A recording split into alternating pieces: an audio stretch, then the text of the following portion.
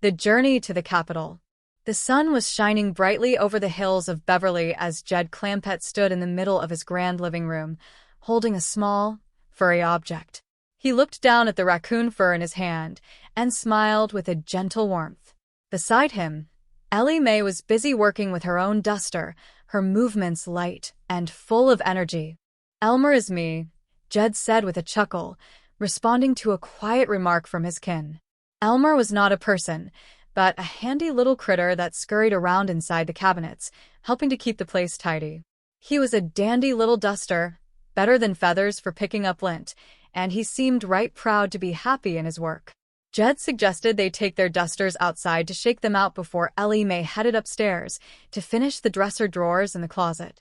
As they worked, Jethro walked in with a look of concern on his face. He mentioned that old Honest John had never come back to pick up his $700,000. Jethro wondered if he could have that money as an advance against his allowance. Jed laughed, noting that at 50 cents a week, it would take a very long time to pay back such a sum. Besides, Honest John needed that money to help fight smog, a cause that Jed felt was truly worthy. Jethro, always eager to help, declared that he wanted to throw his own brain into the fight against smog too. He believed that with brains and money, they had a leg up on the problem.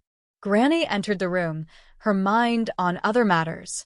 She informed Jed that Mr. Drysdale had called and was coming by to pick up the money. The banker was worried about having $700,000 in cash sitting around a house. It gave him the hives just thinking about it. However, Jed was firm. He had promised that money to Honest John to fight smog, and a promise was a promise. Jethro was already dreaming of his role in the great battle against the hazy air. He told Granny he was going to fight smog with his brains. Granny looked at him skeptically, questioning if he even knew smog from applesauce. Jethro insisted he did, noting that the report said there was light eye irritation today, but since he had dark eyes, he was not worried. Meanwhile, at the bank, Mr. Drysdale was in a state of panic. He was forcing his loyal secretary, Miss Jane Hathaway, to dress in a guard uniform. He wanted her to go to the Clampett mansion and take the money back by any means necessary. He even suggested she use a disguise and a gun to show she meant business. Miss Jane was horrified, refusing to shoot anyone, but Mr. Drysdale was desperate. He believed the money belonged in his vault, not in a house filled with well-meaning but eccentric hillbillies. When Miss Jane arrived at the mansion in her disguise, Jed and the others were confused. Mr. Drysdale tried to play it off, claiming the guard was a mad dog killer to scare them into giving up the money. But the ruse did not last long. Jed soon recognized Miss Jane, and the tension broke into a moment of light-hearted confusion. Jed refused to let the money go, standing by his word to help the environment. Jethro, sitting on the bag of money to keep it safe, was lost in thought. He told Mr. Drysdale he would stay there until he figured out a way to whip the smog. Mr. Drysdale tried to reason with him, telling him to go eat something, but Jethro was determined. He believed his giant brain was the key. Miss Jane, ever the voice of reason, tried to explain that the finest minds in the country were working on the problem, but Jethro was convinced he could invent a replacement for the internal combustion engine. The argument over the money continued until Jed made a grand decision. He had heard that the smog problem was too big for just one family to handle. It needed to be solved on a national level by the President of the United States. Only the president could gather the billions of dollars and the massive brain power required for such a task. Jed decided that his $700,000 was just a drop in the bucket, and perhaps he should give his entire fortune to the cause. Mr. Drysdale was nearly faint at the thought of $95 million leaving his bank. He tried everything to stop them, even suggesting that Miss Jane should pretend to throw herself out a window to make them feel guilty. Miss Jane, of course, refused such a ridiculous plan. While the adults argued, Jethro had been busy. He burst into the room to announce his newest invention.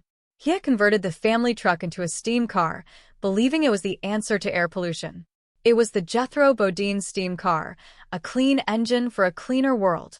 However, the steam was so thick it nearly choked everyone in the room. Undeterred, Jethro soon moved on to an even better idea, an electric car. It was quiet, clean, and ran on electricity, though he struggled to find an extension cord long enough to reach Washington. Then a miracle seemed to happen. A call came through from Washington. A man claiming to be the president spoke to Jed. He praised their patriotic offer and thanked them for the $95 million. However, he urged them to keep the money in the Commerce Bank of Beverly Hills, where it would draw maximum interest under the care of their wise and friendly banker. The president told them not to come to Washington just yet, but to stay put and wait for further instructions. In reality, the voice on the phone was Rich Little, a talented impressionist hired by Mr. Drysdale to trick the Clampetts into keeping their money in the bank. The plan worked perfectly at first. Jed and the family were honored to have spoken to the president and agreed to follow his advice. But the spirit of adventure was not easily quelled. Soon after, a message arrived via a man in a white coat, whom Jethro was convinced was a secret agent in disguise. The message told them they were going to Washington after all. The family was overjoyed. They began packing their bags, ready to bring gifts of pickled pawpaws, hand-slung chicken, and even a baby possum for the leader of the country.